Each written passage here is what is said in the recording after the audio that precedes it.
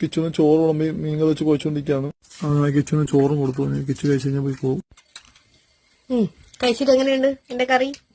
പല്ല് കഴിച്ച് നമ്മൾ ഇന്നത്തെ ഫുഡ് കഴിക്കാൻ വേണ്ടി പോവാണ്. ഇന്ന് മീൻ വറുത്തുണ്ട്. കഴിഞ്ഞ ദിവസം മീൻ വറുത്തുണ്ട്.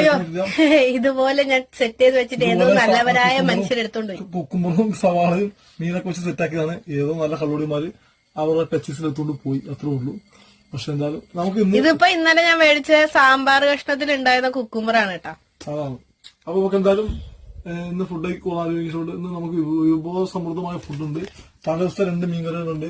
ഇന്നത്തെ മീൻകറി വെച്ചിട്ടുണ്ട്. മീൻ എടുത്തിട്ടുണ്ട്. സംഭവം എനിക്ക് ഇഷ്ടപ്പെട്ടു. ഇല്ലാത്തപ്പോ ഒന്നുമില്ല, ഉണ്ടെങ്കിൽ എല്ലാം ഉണ്ട്. ഇത് നമുക്ക് സ്പോൺസർ ചെയ്താണ്. സ്പെഷ്യൽ താങ്ക്സ് ഉണ്ട്.